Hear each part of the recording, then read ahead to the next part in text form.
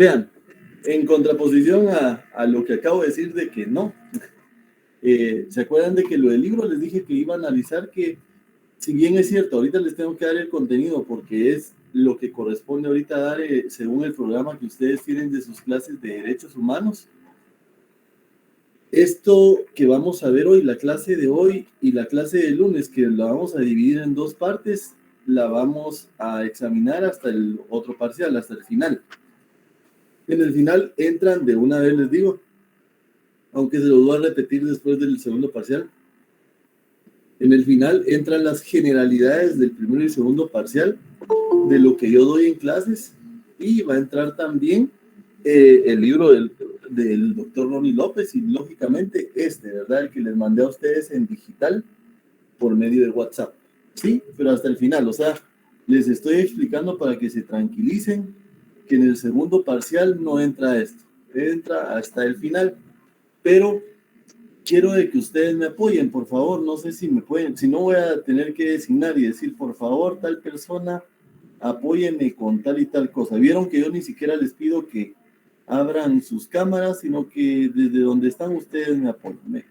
Vean, aquí ustedes van a encontrar un informe que se hizo de parte de la Comisión del Esclarecimiento Histórico, ¿verdad? Algunos le dicen el informe de la REMI, ¿verdad? Porque es de alguna manera donde queda pautado lo que se dio durante el conflicto armado. Voy a dar una pausa, les voy a preguntar algo. ¿Se oye sonido de música extraña al fondo? No, licenciado. No, licenciado. Ah, bueno. Gracias. Gracias, Leli. Es que me siento apenado, pero no es en mi casa, ¿vieron? Aquí me gustaría que esa disciplina tuvieran ustedes para estudiar, fíjense. En la vecindad hay unos muchachos con música así, ¿qué les puedo decir yo? Como reggaetón y todo, pero se las saben todas de memoria. Miren ustedes, en coro se las cantan. Así me gustaría que ustedes manejaran sus libros y sus leyes. Entonces, yo sí los oigo, yo sí me aturden un poquito, pero me siento más tranquilo de que ustedes no tienen que estar oyendo eso, ¿bien? Entonces, les quiero comentar algo. Este informe es realmente el informe que se hizo sobre lo que ocurrió durante el conflicto armado. Aquí van a ver ustedes de que inclusive hay parte de las narrativas, son algunos militares los que dicen lo que pasó y lo que hicieron en las comunidades, así como también poblaciones así, que sufrieron este tipo de situaciones.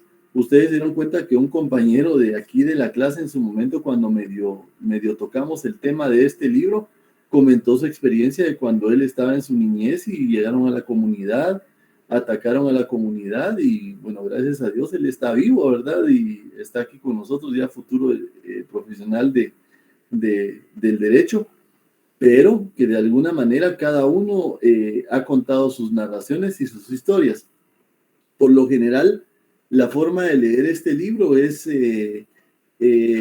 sencilla, porque tiene las narrativas, inclusive al principio tiene una tabla donde están todos los gobiernos, cuáles fueron las políticas generales, cuál fue la práctica y estrategia contra el insurgente, cuál fue el movimiento sindical y cuál eran los grupos de insurgencia que existían en ese momento y que tenían más fuerza. Y lógicamente durante qué gobierno se daba cada una de estas cosas que les estoy diciendo yo. Entonces, dentro de este libro, yo les aconsejo algo. Miren, yo les dije, por lo menos lo único que ustedes iban a gastar, si lo podían comprar, lógicamente era en el libro del doctor Ronnie López. Pero yo les aconsejo que lo manden a imprimir. Esta es fotocopia.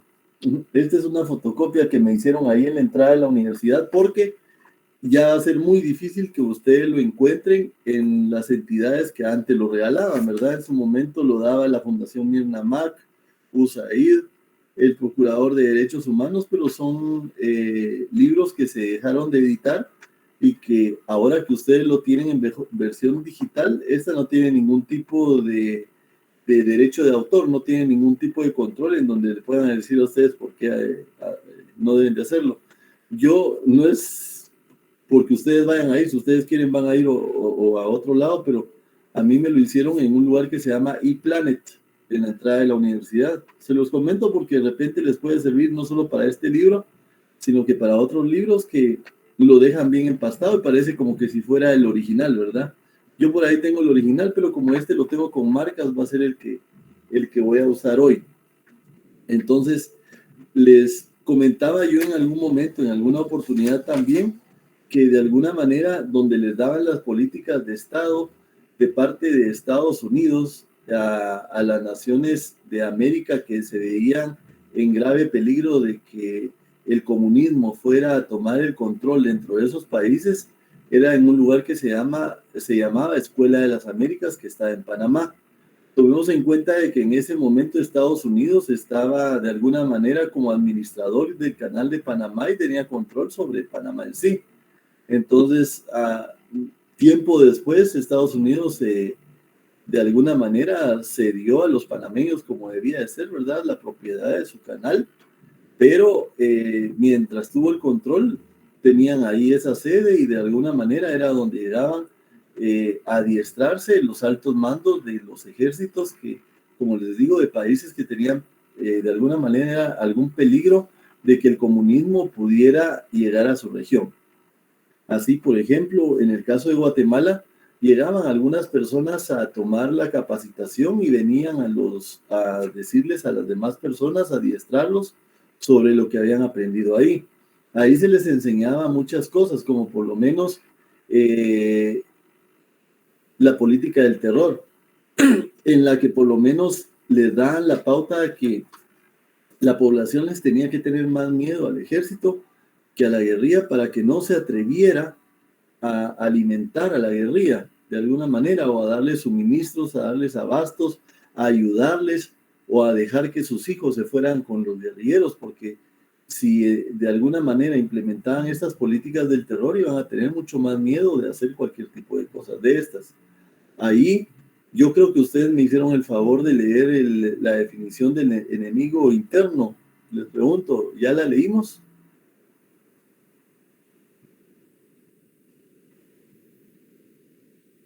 ¿Están ahí? No. ¿Marco? Yo creo que no, licenciado. No. Entonces, No, empecemos de cero. No. Empecemos de cero porque aun y cuando ya leímos lo de las estacas y todo eso, vamos a empezar de cero y lo vamos a volver a leer para que ustedes vean de alguna manera hacia dónde yo quiero que ustedes vayan en la lectura de este libro. Entonces, aquí van a ver ustedes que de alguna manera, como les digo, en este libro aparece cada uno de los, en una de las hojas extendibles. Miren, esta hoja se extiende. ¿Ya? ¿Ya? Entonces, les quiero comentar que por lo menos aquí dice el gobierno del general Miguel Irigo Las Fuentes, ¿verdad? Que fue electo y estaba vigente la Constitución de 1956. Esa Constitución es de la contrarrevolución. Irigo Las Fuentes fue presidente del 58 al 63. Ahí es donde están las políticas, dentro de las políticas generales, el discurso populista, ¿verdad? Ustedes que sigue hasta el momento y de alguna manera anticomunista, apertura limitada para las nuevas organizaciones sociales, inserción del país en el mercado común centroamericano, colaboración con Estados Unidos para invadir Cuba, gobierno de alguna manera está abrumado por acusaciones de corrupción y en 1962 el gabinete militar fue instalado. En el caso de la estrategia y práctica contrainsurgente, vemos de que de alguna manera habían detenciones, secuestros, ejecuciones y tribunales militares. Y así sucesivamente, ustedes van a ver quiénes eran los movimientos sindicales. Y en la insurgencia, en 1962, se forma un grupo insurgente que era el MR-13, que inicia actividad militar y se repliega en la capital, ¿verdad? Y después, en diciembre, se unen otros grupos guerrilleros como el PGT, las FARC, en donde también está Marco Antonio John Sosa y el comandante y jefe, el S.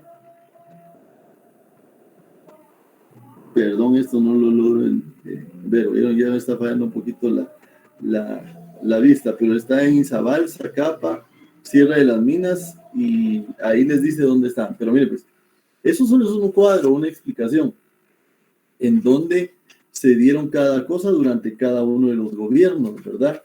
Y llega desde el momento del gobierno de la contrarrevolución, que fue donde empezaron a darse los grupos subversivos, hasta el momento del gobierno de Arzú, Irigoyen. Entonces ahí van a tener ustedes en 2 páginas, 2 tablitas, lo que es mucho de la historia de nuestro país.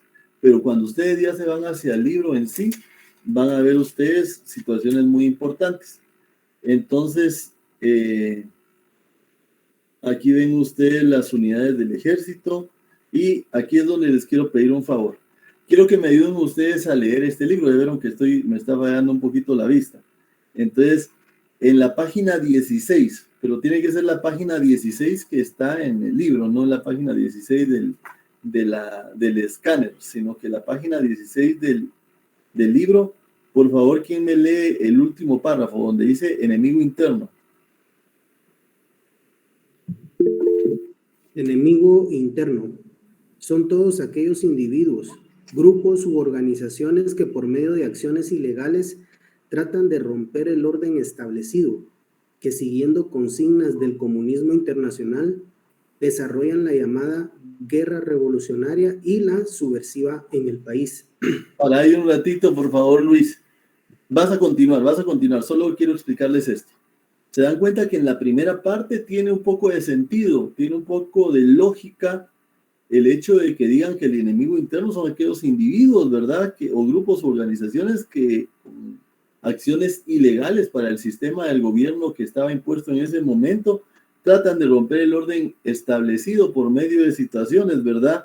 De tratar de llevar una guerra revolucionaria y subversiva en el país. Bueno, podríamos decir nosotros, entonces era contra los guerrilleros, el enemigo interno, pero no, va mucho más allá.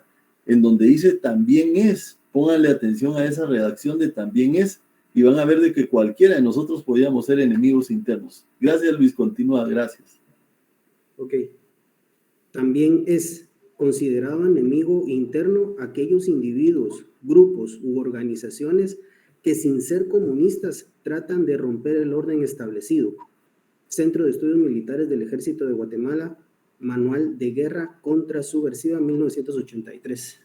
Se dan cuenta de que este es del Manual de Estudios Militares del Ejército, o sea, no lo contó fulanito de tal, no lo contó tal y tal persona, no fue una persona extraña al ejército, o sea, esta era parte del manual. Entonces, la segunda parte, miren ustedes, cuando dice que también es considerado el enemigo interno aquellos individuos, grupos u organizaciones que sin ser comunistas tratan de romper el orden establecido, y ahí en esa parte que tratan de romper el orden establecido, también entraba el opinar.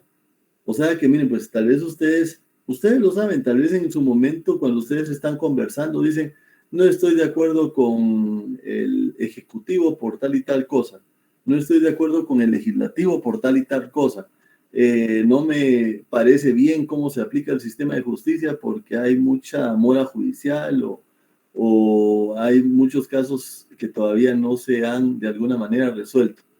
Entonces, ustedes hablan abiertamente y ahí sí que tienen la libertad de opinión, la libertad de expresarse libremente sin que tengan ningún miedo, pero durante el conflicto armado interno, el hecho de opinar eso significaba estar en contra del régimen y significaba que ustedes estaban promoviendo un levantamiento, porque ustedes estaban hablando contra el gobierno santo, contra el Congreso santo y contra quienes estuvieran ahí. Ustedes no podían hacer eso. Entonces vean ustedes qué cosa más peligrosa, porque no únicamente era alguien que estuviera en un grupo subversivo, el enemigo interno, sino que podría ser cualquier persona que se le ocurriera opinar en contra de. Por eso es que la vez pasada, ¿se acuerdan que cuando alguien opinó aquí de situaciones de que era mejor cuando estábamos hablando y que ahorita sí viene al caso platicar de eso, de el servicio militar obligatorio? ¿Se acuerdan de que se habló un poquito de eso? Y ahora de que tal vez los muchachos se estaban metiendo en tantas cosas porque antes tenían por lo menos la situación de que se lo llevaban los militares o tenían el miedo de que se lo llevaran y todo. Pero eso era totalmente ilegal, ¿verdad ustedes? Pero era una situación en donde la gente de alguna manera tenía miedo que se llevaran a sus hijos, pero también ¿qué les quedaba más que aceptar? No podían decir o salir a hacer una manifestación o una huelga diciendo no se lleven a nuestros hijos, porque los podían ametrallar, ¿verdad ustedes? Entonces, era una situación bien difícil. Entonces, es importante que veamos nosotros el momento en el que se vivió ahí. Hay muchas personas pro gobiernos anteriores, o sea, que dicen, era mejor cuando estaba Ubico, era mejor cuando estaba tal persona, porque cuando estaba Ríos Montt, por ejemplo, alguien más reciente, los ladrones no se atrevían a estar molestando y era raro el que se animara porque lo condenaban y lo ejecutaban. Ahí en el Parque Central lo mataban, o en cualquier lado lo mataban.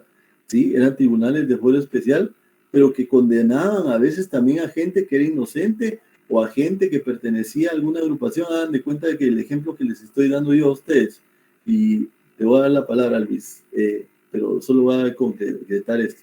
Pero hagan de cuenta ustedes de que en su momento ustedes hubieran hecho alguna opinión de eso, entonces lo hubieran capturado inventándose que eran ladrones y todo, unas personas que no iban a ver los medios de prueba, que no iban a valorar ninguno de los medios de prueba que ustedes van a ver dentro de las capacidades o de las potestades que tiene un juez dentro del proceso o el debido proceso, sino que únicamente iban a hacer ahí sí que como monarcas en su momento, o levantaban el dedo para salvarlo o lo bajaban, pero por lo general era condenarlos a la pena, ¿verdad?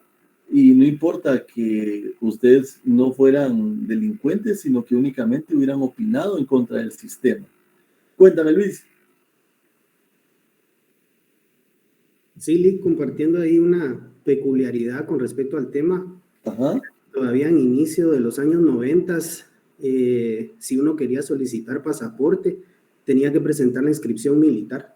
Ajá. El servicio militar, haber cumplido el servicio militar en su momento era lo que te abría puertas, inclusive para tramitar tu cédula, porque antes no era DPI, era cédula. Entonces, para todos, si ustedes querían ir a otro país, así como dice Luis, o muchas veces para trabajar en el Estado, por ejemplo, no les daban trabajo si no tuvieran ustedes el servicio militar. Entonces, el caso de los varones, ¿verdad? Pero fíjense ustedes de que aquí está implícito algo y ya se me estaba olvidando en lo del enemigo interno, dentro del adiestramiento que se le daba a las personas, y ustedes lo van a poder leer en su momento ahí, se miraba, irónicamente se miraba como uno de los enemigos más fuertes del Estado, la mujer, y más que todo la mujer indígena, porque la mujer indígena de alguna manera podía dar a luz, podía parir de alguna manera personas, ya sea hombres o mujeres, que pudieran participar dentro de las guerrillas. Esa era la lógica de ellos, miren ustedes, o sea, irónica y lógica, no concebible ahorita con el tema de los derechos humanos, ¿verdad? Pero como les digo, hay mucha gente todavía que dentro de su ignorancia sigue pensando de que, lástima que no esté tal régimen, no se dan cuenta de que si estuviera ese régimen, por supuesto de que muchos de nosotros no estuviéramos desarrollándonos dentro de nuestras profesiones, o tuviéramos que de alguna manera estar maniatados, y si quisieran ser abogados, pues realmente no iban a ustedes a estar dentro de una estructura del derecho como es que la tenemos ahora, ¿verdad? Qué mal que bien, ¿verdad? Que algunas leyes pueden ser de alguna manera vigentes, pero no se positivizan, pero eso ya es cuestión nuestra de hacerlas positivas. Entonces, estas situaciones son delicadas. Entonces, había levantado la mano una compañerita que me quería ayudar a leer, pero le ganó Luis, pero no sé si me puede ayudar ahorita esta compañerita. Sí, licenciado. Gracias, Emily. Página 18. Es que no había visto, solo había visto que era una dama, pero no había visto que eras tú, Emily. Por eso es que dije, compañerita, no vas a pensar jamás que es en forma de faltar el respeto decir así, ¿verdad? No tenga pena, licenciado. En la página 18, a partir del título Tierra Arrasada. Operaciones de tierra arrasada. Ajá. Ajá. Sí, desde ahí. Ok. Operaciones de tierra arrasadas. Las operaciones de aniquilamiento se extendieron en su aplicación tácita a la población civil que no estaba involucrado en el enfrentamiento, arrasando aldeas, matando indiscriminadamente a los habitantes de la comunidad, por el solo hecho de ser sospechosos de pertenecer o de colaborar a la guerrilla, o por interferir en las operaciones militares. Estas acciones fueron complementadas con la quema de plantaciones, cosechas, viviendas y en general con los bienes de las personas. Una pausa, Emily, me vas a seguir ayudando. Solo les quiero explicar esto. ¿Qué significa? Que la tierra arrasada no significaba únicamente, ahí sí que no únicamente, ¿verdad? Ustedes lo más nefasto que es llegar a matar a las personas, sino que cuando ya terminaban con las personas que todavía quedaban en la comunidad, porque algunos lograban huir, así como lo comentó el compañero la vez pasada, los que lograban huir, pues enhorabuena, ¿verdad? Pero los que se quedaban ahí, las personas que se quedaban ahí, fueran hombres, mujeres, niños, adultos mayores, quienes fueran, los iban a matar. Pero aparte de todo, iban a quemar las casas, iban a quemar las cosechas, iban a matar, ahí sí que a la gallina, al perro, al gato, a todo lo que tuviera vida ahí. Inclusive se llegaba al extremo de envenenar los pozos o muchas veces ahí mismo era donde tiraban los cadáveres de las personas, ¿verdad? Para que ya no pudieran consumir el agua de ahí. Los grupos guerrilleros, si es que llegaban a tratar de abastecerse o suministrarse cosas de esa casa o de esa aldea, más que todo.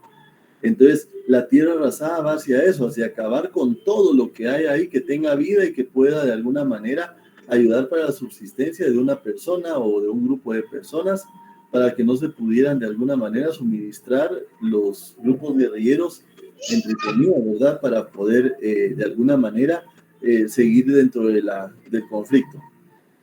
Vean, esto sí se los quiero aclarar, así que no quiero herir susceptibilidades. Así, en este informe, así como se habla de situaciones que hicieron los grupos militares, los grupos, la G2, la Guardia de Hacienda, en ese momento las patrullas de autodefensa civil, ahora son ex patrullas de autodefensa civil, y otros grupos más, los comisionados militares, pues también aquí en la segunda parte ustedes van a ver, o sea, de la mitad del libro para adelante también van a ver las atrocidades que hizo la guerrilla, ¿oyeron? O sea, no, aquí no vamos a ver en esta clase de derechos humanos, no vamos a ver una postura así de que estos son los buenos, estos son, no, ambos grupos hicieron cosas malas, pero lo que sí es cierto es que los grupos o el aparato estatal de alguna manera fue el que más vulneró los derechos de las personas y el que más atrocidades hizo en contra de la población.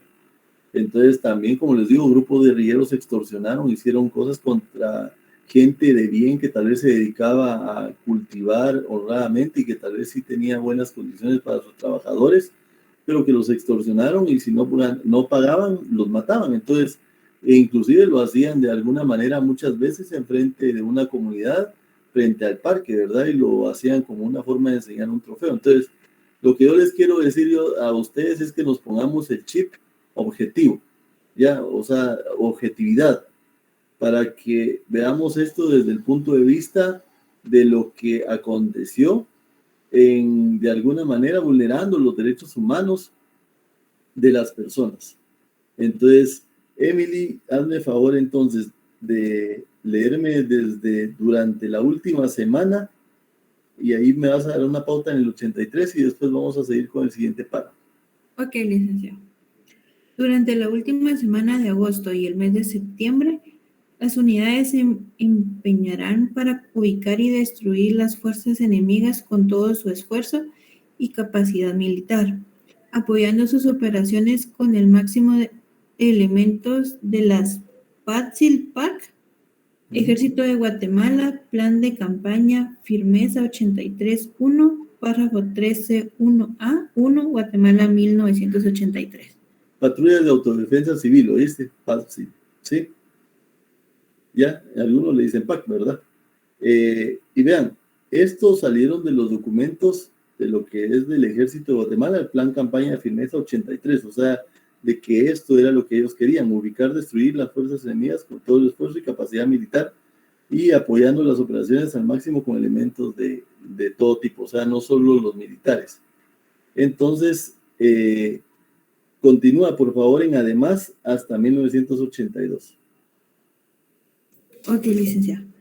Además de tratar de destruir totalmente a los grupos subversivos, se deben destruir sus trabajos colectivos de siembra, media vez sean comprobadas o estén en áreas donde se sospecha existan sus campamentos, con el propósito de cortarles sus fuentes de abastecimiento y obligarlos a que por hambre se rindan o se descubran en sus desplazamientos por las áreas que frecuenten y poder así combatirlos, con el propósito de desorganizarlos lo suficiente como para que en el año 1984 se pueda lograr aniquilarlos, consolidando con la PATSIL Ejército de Guatemala, Plan de Campaña Victoria 83, Instrucciones de Coordinación, numeral 18, Guatemala 1982.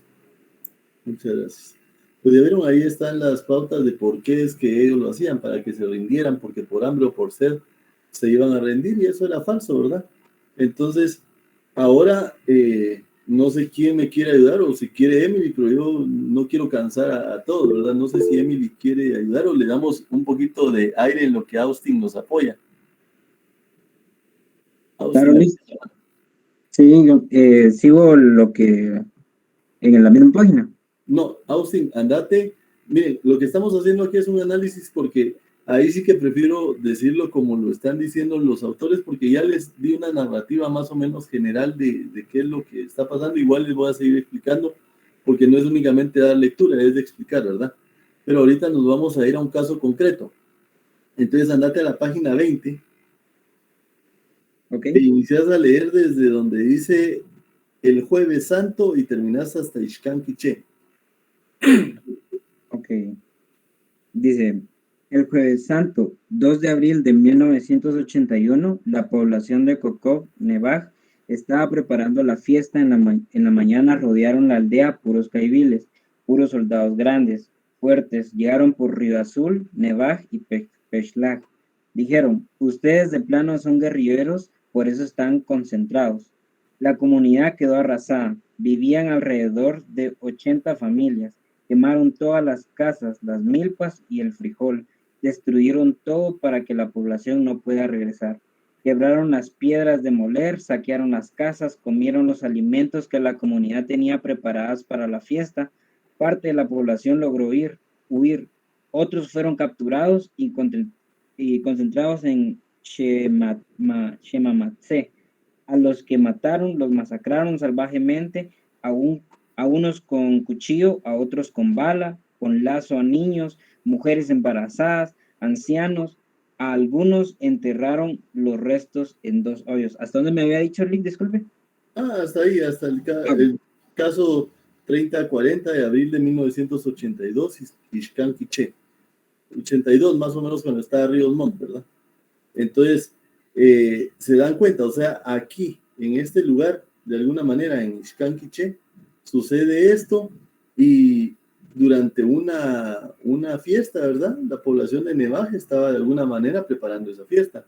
Y yo les digo algo, también el conflicto armado vino a dividir a veces a nuestras poblaciones, porque todavía les puedo decir yo que hay poblaciones dentro del departamento de Quiché que prefiere lógicamente lo que hizo el ejército, lo que hizo la guerrilla, pero es por lo mismo que le digo yo, que también los grupos subversivos dañaron a la población. Entonces, según qué grupo fue el que los dañó, es el que, cómo van a reaccionar.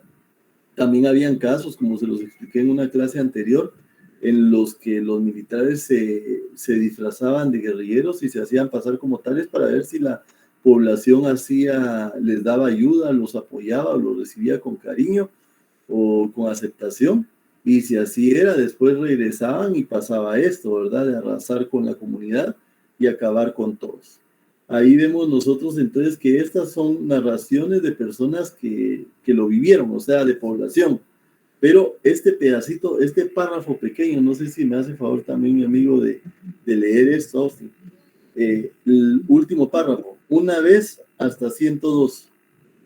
Ok, con gusto. Dice, una vez recibí la orden personalmente del jefe del Estado Mayor de la Defensa de arrasar una población completa, y yo se lo comenté al mayor de esa época encargado del destacamento. Mire, me dieron la orden de desaparecer una aldea, testigo oficial del Ejército de Guatemala. Vean, Ya vieron, esto no lo está dando un poblador, lo está diciendo un oficial del ejército. Entonces, para los que dicen no pasó, eso es mentira. O sea, los mismos militares lo han dicho. Miren, les voy a comentar en lo personal, yo tengo una familia a la que le tengo mucho aprecio, ¿verdad? Ellos, la mayoría de sus integrantes se volvieron militares porque al patriarca, al abuelo de todos o el papá de todos en ese momento, lo asesinaron vilmente, cobardemente, lo masacraron un grupo guerrillero. Pero después esta gente se empezó a volver militar, toda la familia, prácticamente como que era una situación de ahora todos vamos a ser militares y a combatir, ¿verdad? O sea, como un odio. Pero uno de ellos decidió retirarse del ejército porque le habían dado una orden de estas. Se tuvo que huir porque si lo iban a capturar le iban a hacer daño, ¿verdad? Y me comentaba de que él no lograba asimilar este tipo de situación porque él sí, de alguna manera, pertenece a una religión cristiana en la que él no podía concebir el hacerle ese tipo de daño a otra persona, ¿verdad? Y sí que dañar a su prójimo. Entonces, para que vean ustedes, ya vieron que les estoy contando de una cosa nefasta que nace de una situación que hacen inadecuadamente los grupos guerrilleros y después ellos se enlistan hacia la parte militar y uno de ellos mejor decide retirarse, pero él ya tenía de alguna manera un rango y decidió retirarse porque de alguna manera no aceptó o no concibió el hacerle ese tipo de daño a las personas. El ejemplo es, si a uno de nosotros, si fuéramos militares y nos dan esa orden, ¿verdad? Vayan a matar a una población completa.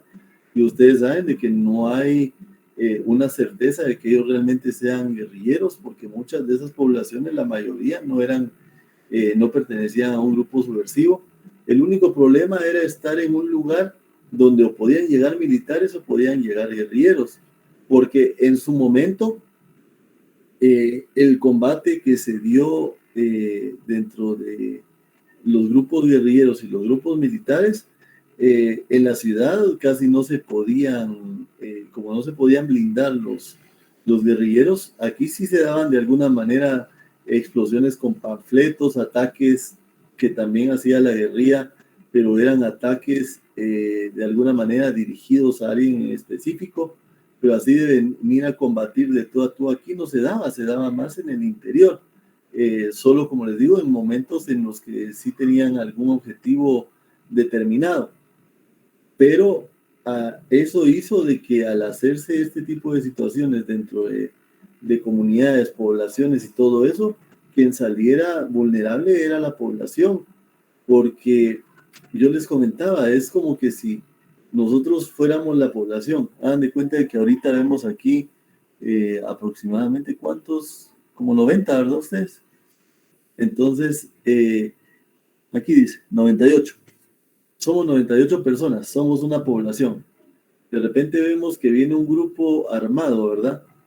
Y se identifican como un grupo subversivo pongamos cualquier tipo de grupo subversivo, no le pongamos nombre. Y van con fusiles y les dicen a ustedes, miren, necesitamos comida y bebida. Ustedes van a decir, no les doy. ¿Ustedes qué dicen?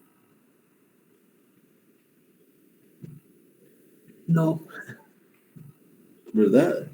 Lógicamente el miedo, ¿verdad? Si les decimos que no, van a matar a nuestra familia, van a matar a nuestros hijos. Y a veces, aunque uno sea muy valiente, ¿verdad? Piensa en los demás. O sea, a mí que me maten, pero que no toquen a mi familia. Pero para el efecto, mejor ni arriesgar.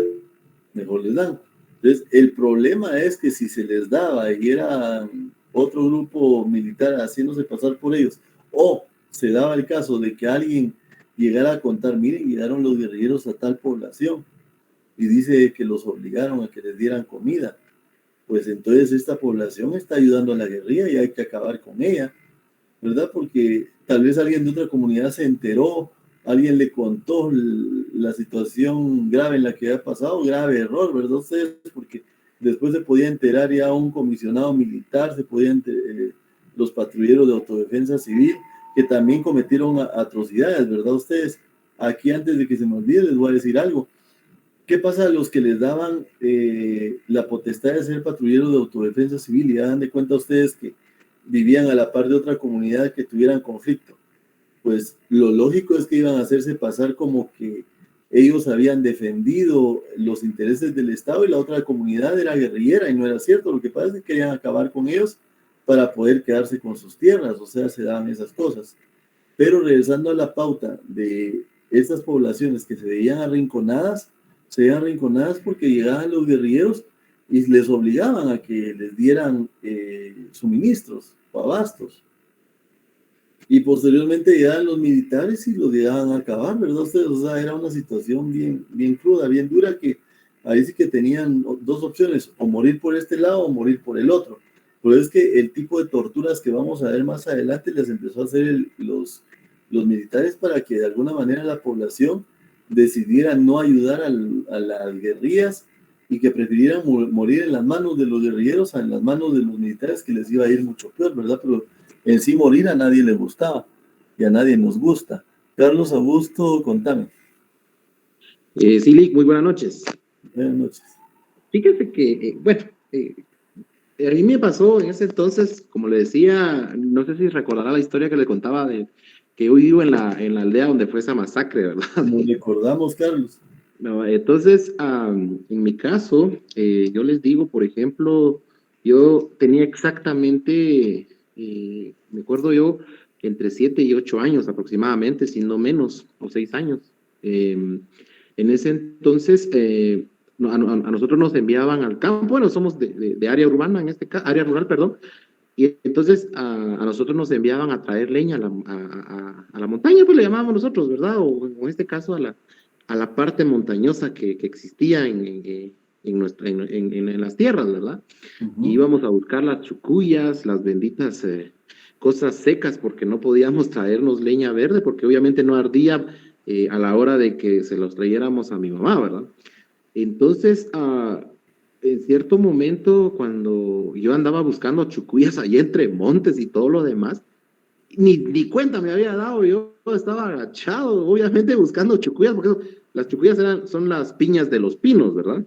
Eso te iba a preguntar, ¿qué es una chucuya? Ahora que me dices Ajá. piña de pino, así lo conocemos los que vivimos aquí, los piñas de pino.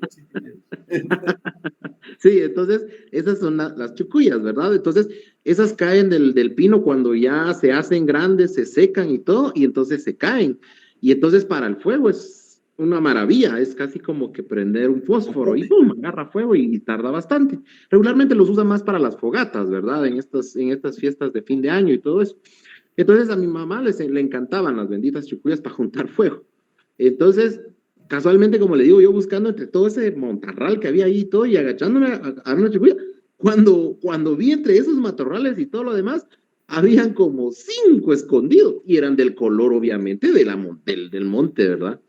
Entonces me recuerdo exactamente ellos y me preguntaron, mira, ¿y no vistes al ejército allá abajo? Y no, la verdad, no. Y no teníamos nada. Y entonces, ok, perfecto. ¿Y no has visto en el pueblo si hay movimiento? Si en algún momento determinado hay personas que llegan raras, porque sabes, y eso es la típica pregunta que le hacían a uno. Y uno le decía, no, la verdad no. Ok, perfecto. Ok. Entonces, mira, pues, ¿vas a venir otra vez mañana? Me digo, no, probablemente sí o probablemente no, ¿verdad? Pues con el miedo que tenía, ya nunca más volví a llegar a ese lado, por supuesto, ¿verdad? Entonces, casualmente, cuando ya juntábamos la leña, los chucuyas que teníamos en este caso, cuando ya veníamos, o cuando ya venía yo para abajo, o sea, obviamente de la montaña, ahí iba la fila del ejército para arriba. Enfilados, va, entre todo eso, va. Entonces, al buen ratito, como que pasaba 1 hora o 2 horas, era el pan diario el escuchar la bendita metralleta de los cohetes, pues, y pam, pam, empezaban con eso. Y uno decía, bendito Dios, ya me había salido de eso y todo, pues, pero ese fue el conflicto armado interno que se vivió acá directamente y todo, y estábamos también casi como que cerca de la zona militar 302, creo que era la de Chimaltenango. en donde se escuchaban, ¿verdad? A altas horas de la noche o incluso en horas del día, cuando ellos entrenaban y todo, y ahí estaba la batalla y se escuchaba los cañonazos que pegaban y todo eso. Bueno, me imagino que era el campo de entrenamiento, ¿verdad? Y que eso obviamente ahora, pues obviamente ya no se escuchaba, pero en ese entonces sí. Entonces, mucha gente del pueblo, por lo menos en este caso, tuvieron ejecuciones, como usted lo dijo, extrajudiciales, ¿no? Porque nunca nos enteramos por qué razón, solo nunca apareció. O en algún momento determinado migraron a México o desaparecieron, buscaron otros lugares para obviamente buscar asilo, ¿verdad? Entonces, hasta ahora que en estos, yo me recuerdo ahorita que hace como unos 8 o 9 años exactamente, que están regresando las personas y dicen, ay, mi hermano, ay, mi primo, ay, mi tío, pero sí vivieron bastante tiempo fuera del pueblo, ¿verdad? Por la misma situación, en este caso, Alic.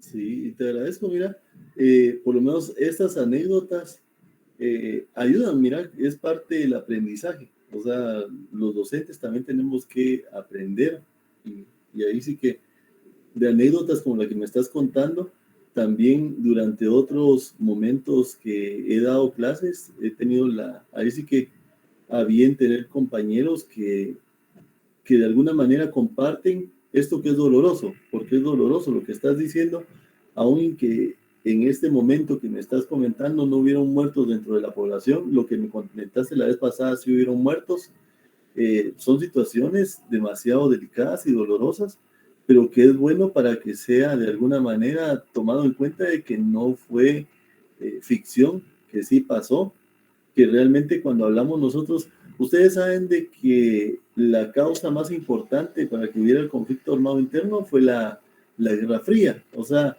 la causa externa más importante para que se diera el conflicto de alguna manera fue la Guerra Fría. Entonces, eso es muy importante que ustedes lo sepan y eso sí que se les quede porque de repente hasta se los puedo preguntar. Aunque, como les digo, la mayoría de cosas sí va a ser para el siguiente examen, pero cositas que platiquemos aquí que yo sepa que ustedes van a captar los que están aquí presentes y si suenan fáciles se las voy a poner en el examen, ¿va? Examen que solo va a ser de 10 preguntas porque solo va a valer 20 puntos. Entonces, la Guerra Fría, de alguna manera, fue la causa más importante para que se diera. Y miren ustedes qué irónico que cuando terminó el conflicto, algunas personas, ¿verdad?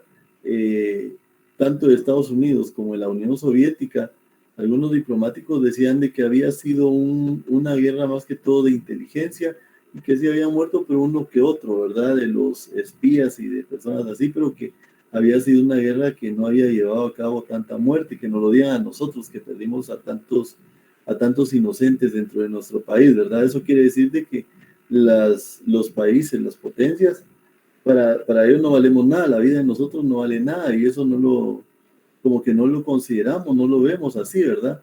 Y muchas veces hasta nos prestamos al servicio de este tipo de países que nos han denigrado y tratado muy mal. Entonces, yo te agradezco mucho por el aporte, mi amigo, y si querés seguir interviniendo con cosas que hayan vivido, que sepas de ahí, que vengan con certeza a aportar a lo que estamos dando de cátedra, es bienvenido. ¿Oíste? No te limites para eso. Bien. Muchas gracias, licenciado, le agradezco mucho el aporte y gracias por las palabras, sí, y siempre y cuando, disculpe que lo interrumpí.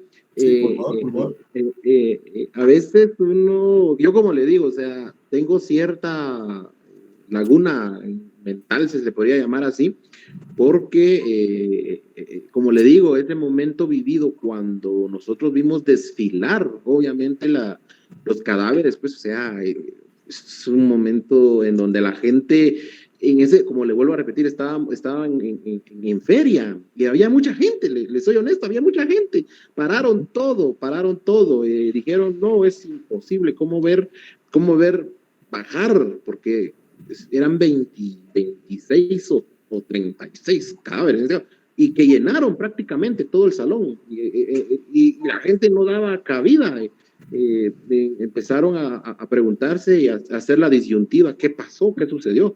Porque prácticamente desapareció de la aldea del aguacate, prácticamente, o sea, prácticamente esa aldea desapareció, ¿verdad? Entonces, quedamos atónitos ante esa situación, Y es lo que le digo, o sea, después de eso fue cuando nos sitiaron prácticamente, como le digo, en una salida de una misa, en donde fue como nosotros supimos cómo se identificaban ellos por pañuelos y eran de color verde caqui, no eran como flasheados como el ejército.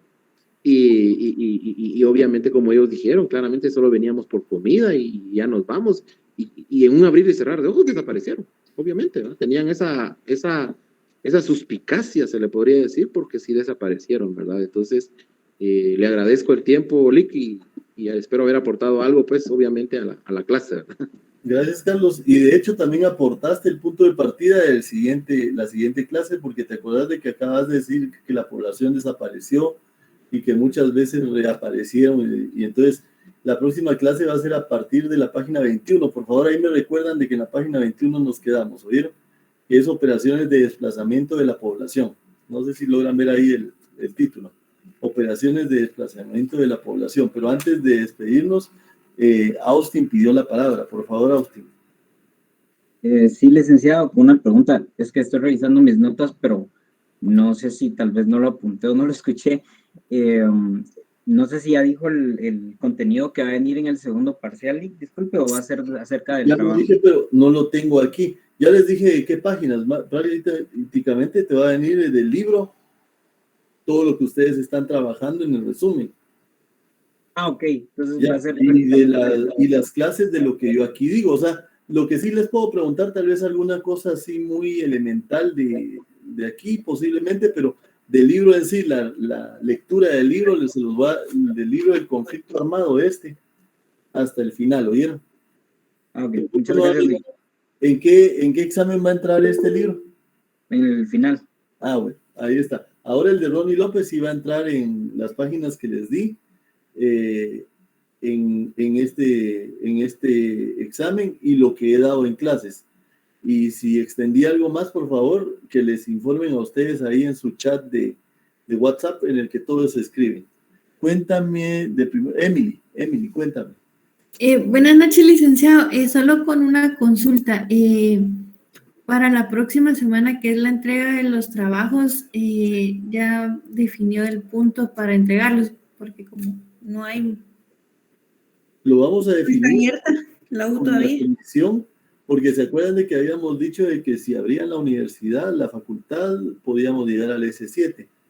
Pero de plano, el punto que comentaron ustedes, quienes están en la comisión, dijeron de que podía ser ahí por los chatos.